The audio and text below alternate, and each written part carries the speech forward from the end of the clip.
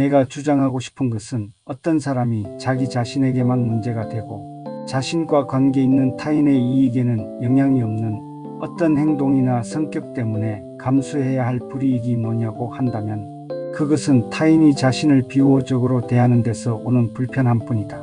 그러나 남에게 피해를 주는 행동에 대해서는 전혀 다르다. 타인의 권리를 침해한다거나 손해를 끼치고 타격을 입히는 것, 거짓으로 표리부동하게 사람을 대하는 것, 불공정하거나 관대하지 못한 방법으로 남에게서 이득을 얻는 것, 심지어 위험에 빠진 타인을 보고도 이기적인 생각에서 모른 척하는 것 등은 모두 도덕적 비난 또는 심각한 경우 도덕적 징벌이나 처벌의 대상이 되어야 한다. 이와 같은 직접적인 행동뿐만 아니라 그런 행동을 유발하는 기질도 비도덕적이라 할 수 있으므로 비난의 대상이 된다. 이것은 잘못하면 혐오감으로 번질 수도 있다.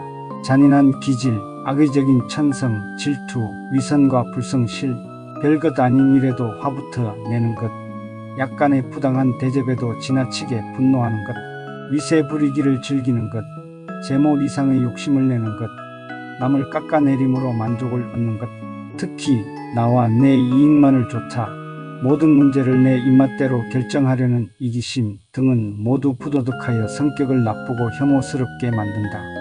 이러한 것들은 앞에서 말한 자기 자신에게만 관계되는 결정과는 다르다.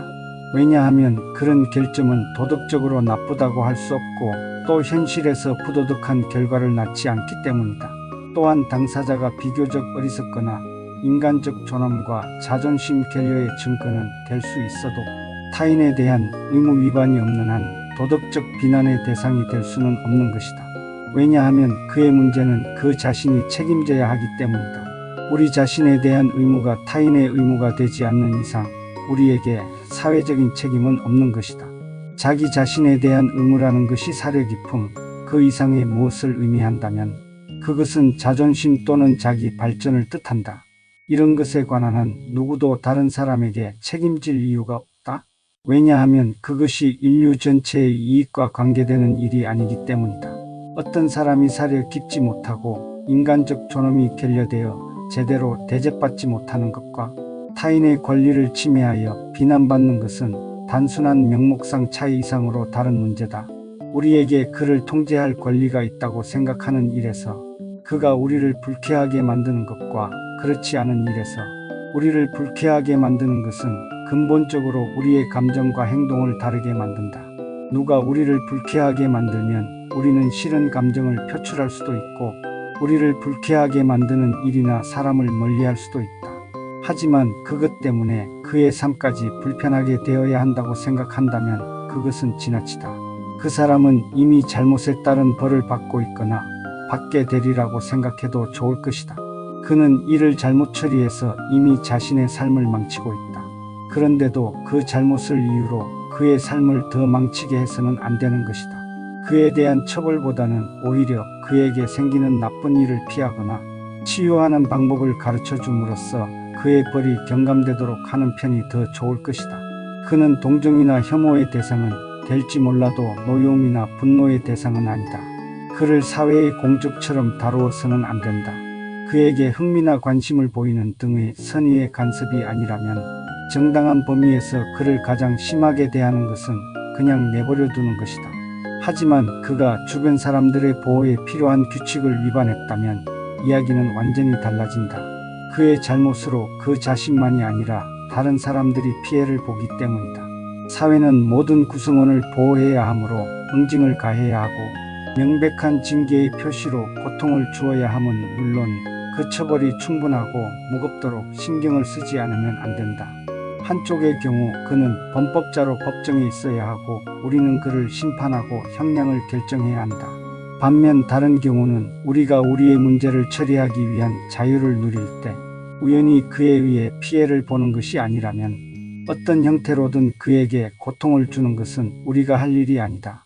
여기서 나는 당사자에게만 문제되는 것과 타인에게도 피해되는 것을 구분했다. 하지만 다수는 이런 구분을 받아들이지 않을 것이다. 그들은 아마 이렇게 물을 것이다. 인간의 사회적 행동 가운데 타인에게 아무런 영향 없는 것이 어디 있는가? 전적으로 고립되어 사는 사람은 없다. 무슨 일이든 잘못의 결과가 오직 자기 자신에게만 끼치는 경우는 없다. 예를 들어 누가 자기 재산에 손해를 입힌다 해도 그 재산을 통해 직간접적으로 도움을 받는 사람에게 해를 끼치지 않을 수 없게 된다. 그리고 정도의 차이야 있겠지만 일반적으로 사회 전체의 부를 감소시키게 된다. 만약 그가 자신의 육체적 또는 정신적 능력을 퇴보시킨다면 자신의 의지에서 살아가는 사람들의 행복을 일정 부분 망치게 된다. 주변 모든 사람에게 진 빚을 갚지 못하게 되고 나아가 그들의 자선이나 보호에 의지할 수밖에 없는 짐스러운 존재가 될 수도 있다. 그런 일을 자주 벌인다면 좋은 일을 할 수 있는 사회 전체의 능력을 상당 부분 축내게 된다. 마지막으로 설령 다른 사람에게 직접 해를 주지는 않더라도 바람직하지 못한 본보기로 피해를 줄 수 있다. 그의 행동을 본받아 사람들이 타락하고 잘못된 길로 가는 것을 막기 위해서라도 강제로 통제해야 하는 것 아닌가? 그들은 또 다음과 같이 덧붙일 것이다. 올바르지 못한 행위의 결과가 그 일을 저지른 그 나쁜 사람이나 생각이 모자라는 개인에 국한된다고 해도 잘 살 능력이 부족한 그에게 스스로 모두 알아서 하도록 맡겨버려도 좋은 것인가? 어린아이나 미성년자의 경우 본인 의사에 반해서라도 보호해 주어야 한다면 나이가 들었지만 스스로 살아갈 능력이 부족한 사람도 사회가 똑같이 보호해 주어야 하지 않을까? 만일 도박이나 과음, 무절제, 게으름, 불결함 등이 위법 행위만큼이나 행복한 삶의 치명적 장애가 되고 개인의 발전에도 심각한 걸림돌이 된다면 법의 이름으로 단속해야 하지 않을까?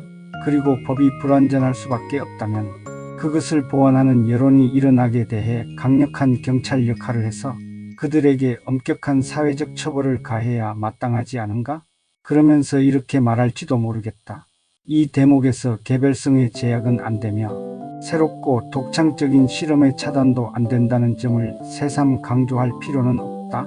다만 한 가지 역사 이래 사람들의 숱한 실험으로 나쁜 것으로 결론 내린 것, 다시 말해 누구의 개별성에도 유익하거나 적합하지 않다고 밝혀진 것은 금지하는 것이 좋다.